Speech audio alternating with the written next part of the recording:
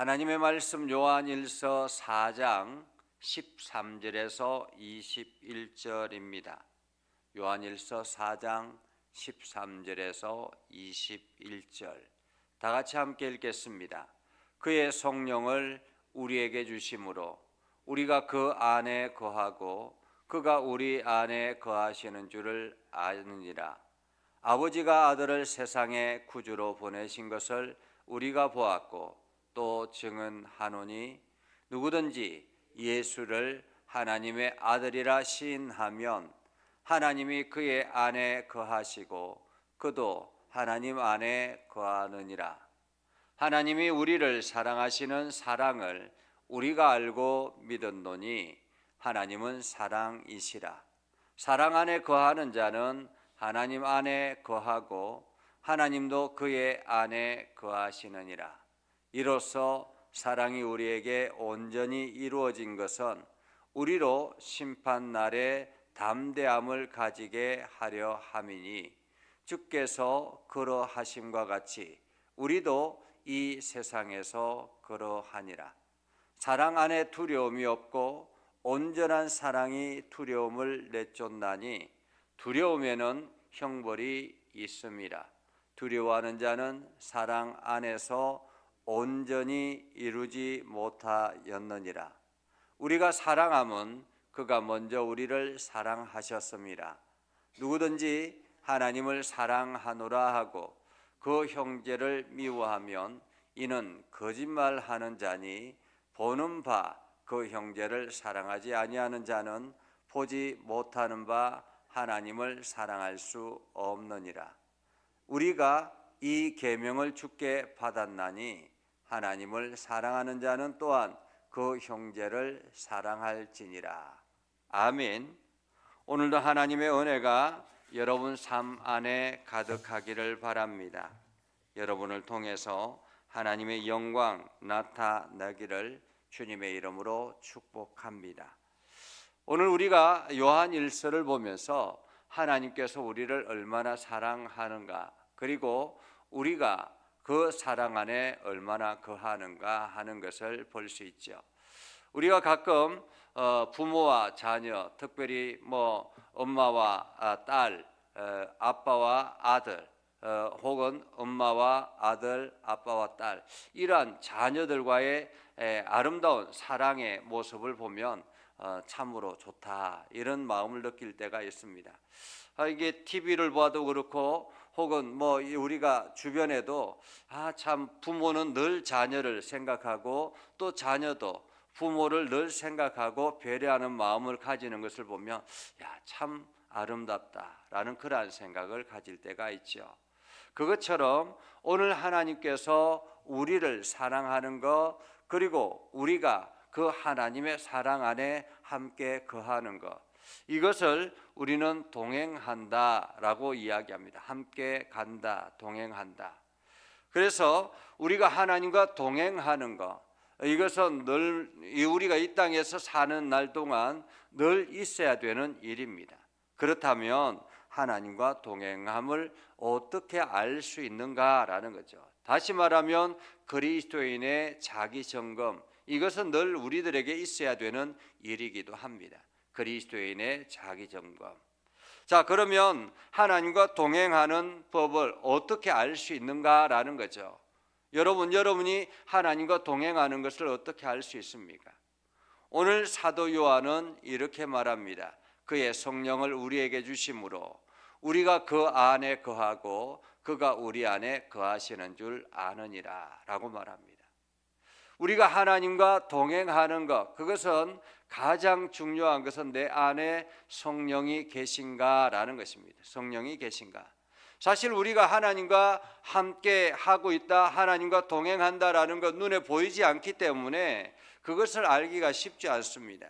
그런데 그것을 알 수 있는 방법은 성령이 내 안에 거하고 내가 성령님과 함께 하고 있는가라는 것입니다.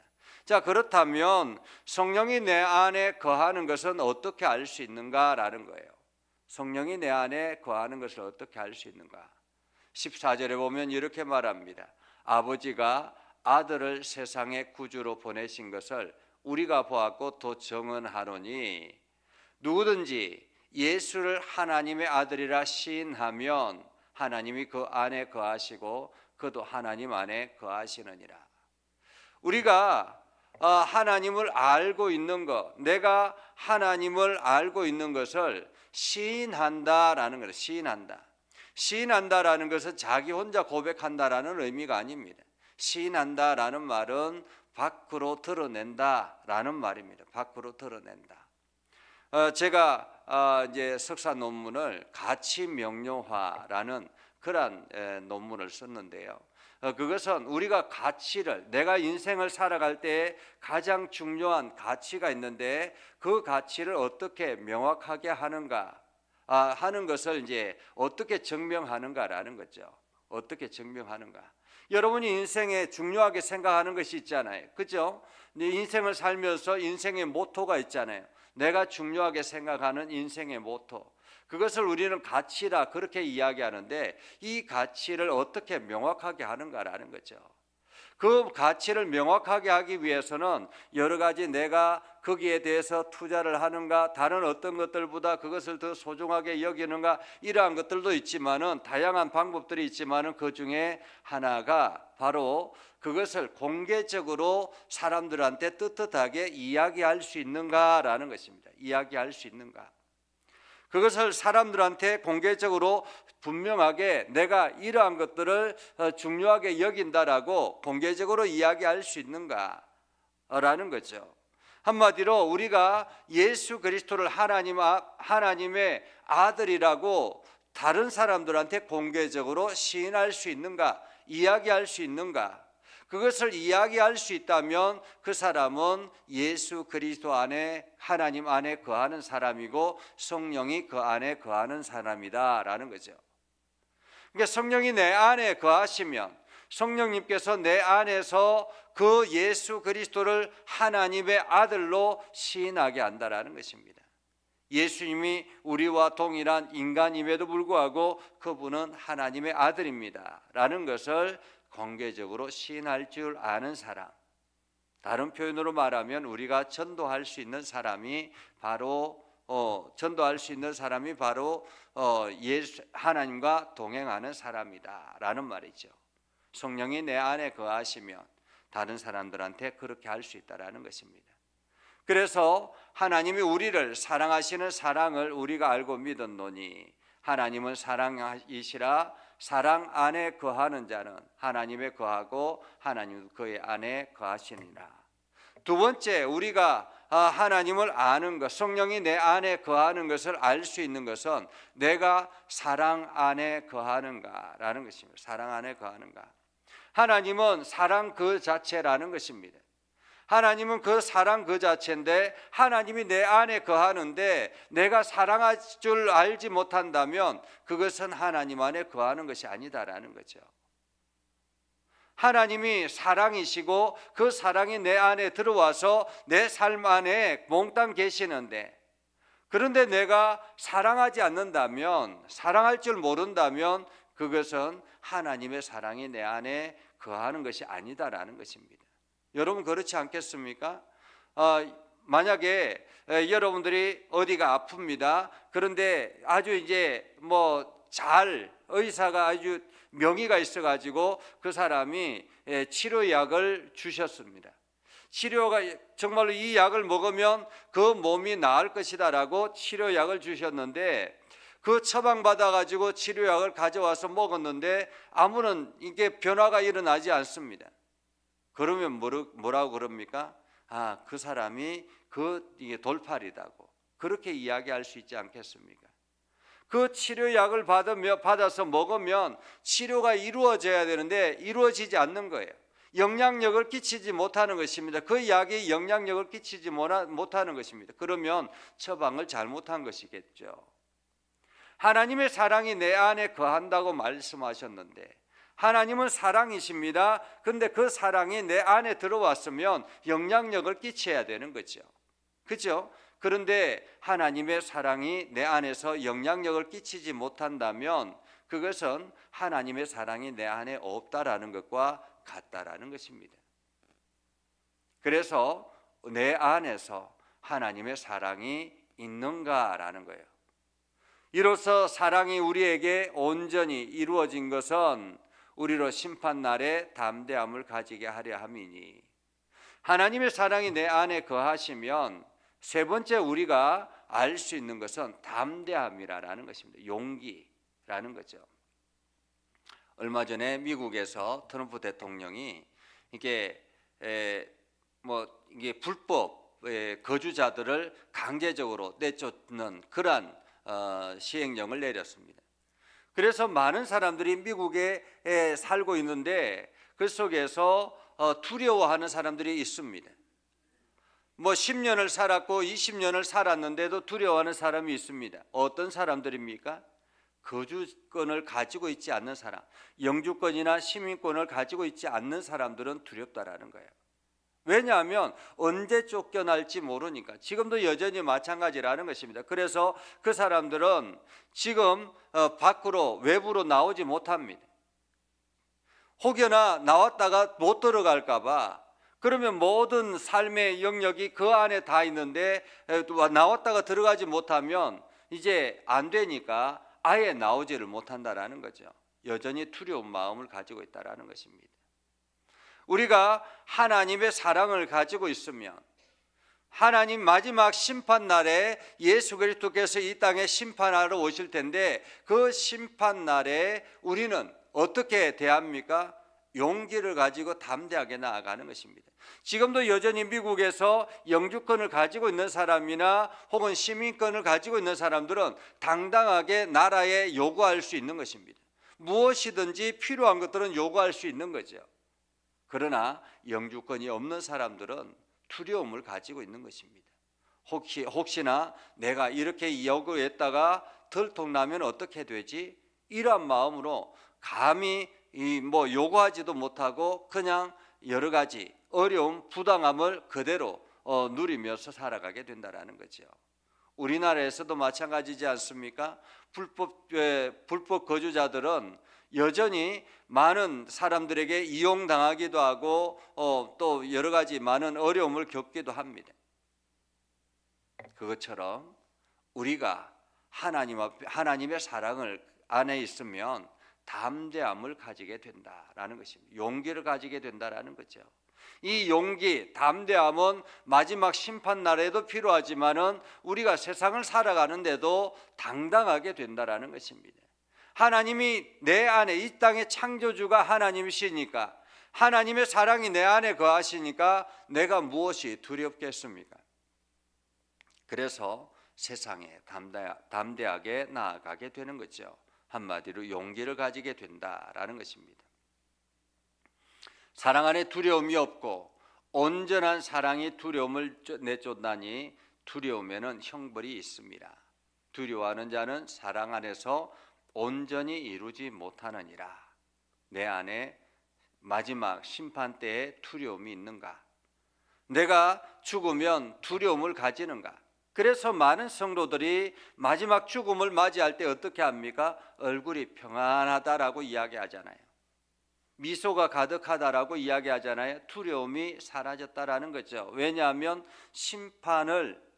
마지막 심판 때에 나는 하나님의 사랑이 내 안에 있음을 알기 때문에, 믿음으로 고백하고 알기 때문에 담대하게 나아갈 수 있게 되는 것이고 얼굴에 평안함이 있다라는 것입니다. 우리가 사랑하면 그가 먼저 우리를 사랑하셨습니다. 하나님이 먼저 우리를 사랑하셨기 때문에 우리는 당연히 사랑하게 된다라는 거죠. 자, 누구든지 하나님을 사랑하노라 하고 그 형제를 미워하면, 그래서 이 사랑은 삶으로 나타나게 된다라는 것입니다. 삶으로 나타나게 되는데, 형제를 미워하면 거짓말하는 자다라는 거죠. 형제를 미워하면. 여기서 형제는 혈육의 형제만 말하는 것이 아닙니다. 우리 주변의 이웃들을 말하는 거죠.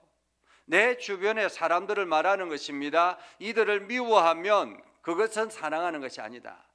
왜냐하면 예수님께서 이 땅에 오신 이유가 무엇이라고 합니까? 잃어버린 자를 찾기 위해서 오셨다고 하지 않습니까? 한마디로 그 잃어버린 자가 내 주변에 있는 이웃들이다라는 것입니다. 그렇기 때문에 그 사람을 미워하는 것, 그것은 바로 내가 온전히 하나님의 사랑 안에 거하는 것이 아니다라는 거죠. 하나님의 사랑 안에 거하는 사람은 미워함을 버리는 것입니다. 그래서 혹여나 내 마음속에 미워하는 사람들이 있다면 기도해야 되는 거죠. 하나님, 오늘도 하나님의 사랑으로 그 미워하는 사람들을 내가 품게 해 주십시오 라고 기도해야 되는 것입니다. 그래서 사랑 안에 거하는 것. 형제를 사랑하지 아니하는 자는 보지 못하는 바 하나님을 사랑할 수 없느니라. 우리가 이 계명을 주께 받았으니 하나님을 사랑하는 자는 또한 그 형제를 사랑하는 자라. 이것이 계명이다라는 거죠. 이것이 계명이다. 자, 그러면 우리가 다시 한 번 더 말씀을 정리해 봅니다. 우리가 하나님과 동행하는 것, 그것을 어떻게 알 수 있습니까? 가장 먼저 우리가 하나님과 동행하는 것을 알 수 있는 것은 성령이 내 안에 거하는가라는 거죠. 성령이 내 안에 거하지 아니하면 나는 하나님과 동행하는 것이 아닙니다. 자, 성령이 내 안에 거하시는 것을 또한 우리는 어떻게 알 수 있습니까? 그것은 바로 내가 입술로 사람들 앞에 공개적으로 시인할 수 있는가라는 거죠. 성령 시인할 수 있는가?